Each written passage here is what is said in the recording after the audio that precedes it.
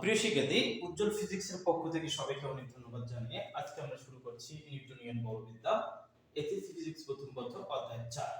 আজকে আমরা শিখব হচ্ছে ঘর্ষণ এবং ঘর্ষণ বল এবং বিভিন্ন প্রকার ঘর্ষণ নিয়ে আমরা কথা বলবো। তাহলে আমরা দেখি ঘর্ষণের ইংলিশ নেমটি হচ্ছে ফ্রিকশন এবং ঘর্ষণ বল হচ্ছে ফ্রিকশনাল ফোর্স।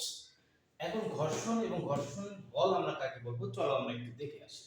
দেখো, যখন একটি বস্তু অন্য একটি বস্তুর উপর দিয়ে চলতে শুরু করে, বা চলার উপক্রম হয়, তখন বস্তুদ্বয়ের সংস্পর্শ তলে গতির বিরুদ্ধে যে বাধার উৎপত্তি হয়, এই বাধাটাকে আমরা বলি ঘর্ষণ। তাকেই আমরা ঘর্ষণ বলবো। ঠিক আছে? তাহলে গতির বিরুদ্ধে যখন একটি বস্তু অন্য একটি বস্তুর উপর দিয়ে চলতে শুরু করবে বা চলার উপক্রম হবে, তখন বস্তুদ্বয়ের সংস্পর্শ তলে গতির বিরুদ্ধে যে বাধার সৃষ্টি হয়, সেই বাধাটাকে অ্যাকচুয়ালি আমরা বলবো ঘর্ষণ।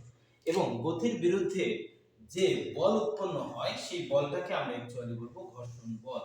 সেক্ষেত্রে আমরা দেখলাম যে একটি বস্তু যখন অন্য একটি বস্তুর উপর দিয়ে চলতে শুরু করবে বা চলার চেষ্টা করবে বা উপক্রম হবে, তখন এই বস্তুদ্বয়ের সংস্পর্শ তলে গতির বিরুদ্ধে যে বাধা কাজ করবে, সেই বাধাটাই হচ্ছে ঘর্ষণ। এবং গতির বিরুদ্ধে যে বাধা বল কাজ করে, সেটিকে আমরা বলবো ঘর্ষণ বল। বিষয়টা হচ্ছে এরকম, মনে করো, ধরো এখানে একটি বস্তু আছে, এটি হচ্ছে একটি তল বা বস্তু। এর উপর দিয়ে যখন এই বস্তুটা, আমার এ নামক বস্তুটি যখন এই দিকে চলতে শুরু করবে বা চলার উপক্রম হবে, তাহলে এদিকে চলতে শুরু করবে বা চলার উপক্রম হবে, আর ঠিক এর গতি হবে এইদিকে হবে গতি, আর গতির বিরুদ্ধে এইদিকে হবে বাধা। এই বাধাটাকে আমরা বলবো ঘর্ষণ। যে বল কাজ করবে, গতির বিরুদ্ধে যে বাধা বল কাজ করবে, তাকে আমরা বলবো ঘর্ষণ বল। এখন আমরা আসলে দেখব যে ঘর্ষণ কত প্রকার হতে পারে। ঘর্ষণ হয় সাধারণত 4 প্রকার। প্রিয় শিক্ষার্থী, খুব ভালোভাবে মনে রাখতে হবে ঘর্ষণ কয় প্রকার। ঘর্ষণ হচ্ছে 4 প্রকার। প্রথম প্রকার হচ্ছে স্থিতি ঘর্ষণ, এর ইংলিশ নামটি হচ্ছে স্ট্যাটিক ফ্রিকশন।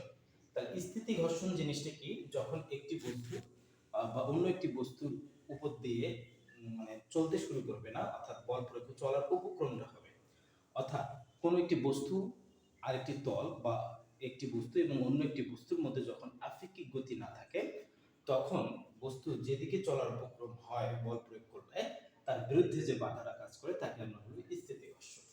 এবার আমরা শিখবো হচ্ছে গতীয় ঘর্ষণ বা বিসর্প ঘর্ষণ। গতীয় ঘর্ষণের আরেকটি নাম হচ্ছে বিসর্প ঘর্ষণ, এর ইংলিশ নাম হচ্ছে কাইনেটিক ফ্রিকশন।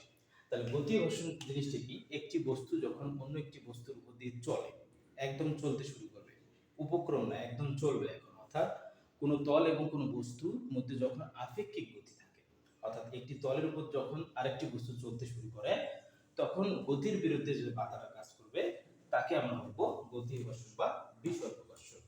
এবার প্রিয় শিক্ষার্থী, আমরা শিখবো হচ্ছে আবর্ত ঘর্ষণ বা রোলিং ফ্রিকশন। প্রত্যেকটা বিষয় আমরা বিস্তারিত আলোচনা করব।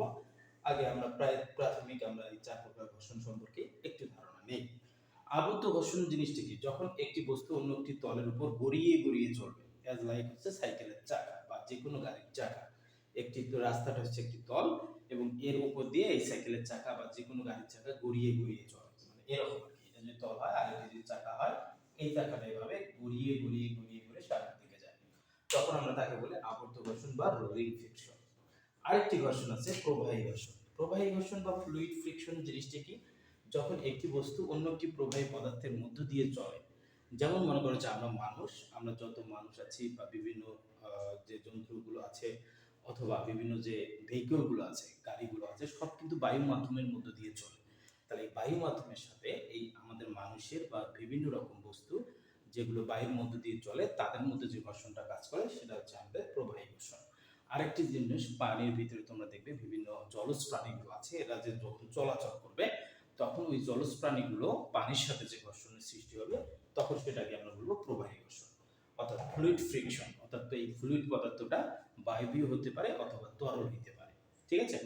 তাহলে প্রিয় শিক্ষার্থী, আমরা বিভিন্ন প্রকার ঘর্ষণ সম্পর্কে জানলাম, এবং ঘর্ষণ কি, ঘর্ষণ বল জিনিসটা কি সেটা জানলাম, এবং জানলাম ঘর্ষণ হচ্ছে 4 প্রকার হয়: স্থিতি ঘর্ষণ, গতীয় ঘর্ষণ, আবর্ত ঘর্ষণ এবং প্রবাহী ঘর্ষণ। এখন আমরা এই 4 প্রকার ঘর্ষণ নিয়ে বিস্তারিত কথা বলবো। তাহলে প্রথম আমরা স্থিতি ঘর্ষণ নিয়ে কথা বলবো। চলো এখন আমরা প্রথম যে টপিকসটা নিয়ে কথা বলবো সেই টপিকসটা হচ্ছে স্থিতি ঘর্ষণ। তাহলে প্রিয় শিক্ষার্থী, এই স্থিতি ঘর্ষণ জিনিসটা কি একটু আমরা দেখি। যে স্থিতি ঘর্ষণ, তাহলে আমরা একটু আগে সংজ্ঞায় দেখে আসলাম, একটি তল এবং একটি বস্তুর মধ্যে, ধরো এটি হচ্ছে একটি তল, এটি তল অথবা অন্য যে কোনো বস্তু হতে পারে। এই তলের উপর যদি আমাদের একটা বস্তু থাকে, ধরো এ হলো একটি বস্তু, এ হলো একটি বস্তু, এই তলের মধ্যে আছে। তাহলে দেখো, এই তলের মধ্যে যদি এই বস্তুটা থাকে, এই বস্তু এবং তলের মধ্যে যদি কোনো আপেক্ষিক গতি না থাকে, অর্থাৎ আপেক্ষিক গতি যদি না থাকে, অর্থাৎ এই তলের সাপেক্ষে যদি এই বস্তু গতিশীল না হয়, তাহলে এই বস্তু এবং তলের মধ্যে